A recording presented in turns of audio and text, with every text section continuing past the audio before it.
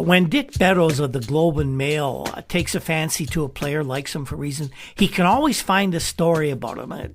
And that goes in just about any sport that Dick wrote about. This week, he tells us why, according to a top New York Rangers scout, Dennis Dupéry of the Maple Leafs made it to the NHL, while other more highly touted prospects did not. Dennis Dupéry was picked the first star in Toronto's conquest of the LA Kings on the weekend. He skated into the glare of the lights at Maple Leaf Gardens for a post-game bow. A story, as Mr. Mark Twain said, goes with that bow. Dupéry was born in Jonquière, Quebec, in the Lake St. John vicinity where the Saguenay River pours down to the mighty St. Lawrence. It is the hard Canadian Shield country of Chicoutimi and Arvida and Kanagami. 6 years ago, when he was 17, the rangy forward Dupéry played for Jonquière Marquis in the Lake St. John Junior A Hockey League. Marquis, Dupéry was asked the other night, that's an odd nickname for a hockey team. Dupéry fastened his amused brow and gaze upon the reporter. Not so odd, he says. Jonquière was named after the Marquis of Jonquière, a Frenchman, I think. In 1966, at any rate, Dupéry was included in the draft of junior players conducted by the men that trust the National Hockey League building. He was the last choice in the draft, 84th and last, selected by the New York Rangers. Two other players from Lake St. John League were also chosen, far ahead of Dupéry, quite far ahead, in fact. A center named Gay, G-U-A-Y, and a right winger named Perron.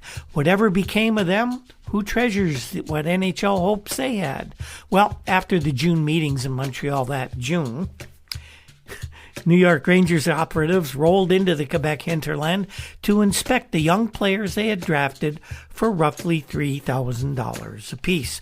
The operatives were Lou Passador, the Rangers super scout, and his trusty aide, Steve Berklicich, whose surname Bob Hesketh once wrote, looks like it had some letters left out, and I believed he had a brother who worked with the Welland Police, later Niagara Regional Police, just before I got there. Their first pause when they arrived in the Lake St. John area was at the home of the centerman. It was 11:45 in the morning, coming up to just about a high, hot noon in the summer. Passador asked the centerman's mother, "Where's your son?" Mom replied, "He is, I'm afraid, still in bed." Passador was incredulous. Still in bed? This is a guy who came out of the robust east end of Fort William when it was still called Fort William, and he did not become a super scout by lolling in the sack until noon. You have to get up before dawn to catch Mr. Passador, and even then, you might find him prowling around with a flashlight. Passador prompted the centerman's mother to rouse the boy and then suggested, bluntly, as is Lou's wont, that lying in bed until noon was not exactly what the Rangers had in mind for the big league aspirants. "Find something to do," Passador suggested, "like helping your mom with the dishes."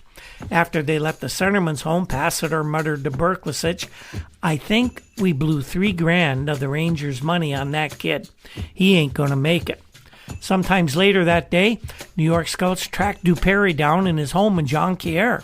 Passador had the same mud drill. He asked Dupéry's mother, "Is your boy around?" "No," she said, "he's down at the Ball Diamond." They found the ballpark where Dupéry was pointed out to them as the lanky black-haired kid behind a catcher's mask. The Jonquière Junior Braves were at practice. Dupéry removed the catcher's mask, swiped perspiration on his brow, and not hesitating said sure, he'd attend training camp for the New York Juniors that fall in Kitchener. When the scouts left, Passador mentioned to Berklicich, "Mark it down, Dupéry's going to make it." He was sweating, and he had some dirt on him, and he wasn't in bed. The three Lake St. John juniors, Gay, Perron, and Dupéry, did attend the Kitchener camp in the autumn of 1966. Dupéry stayed. The others, homesick, did not.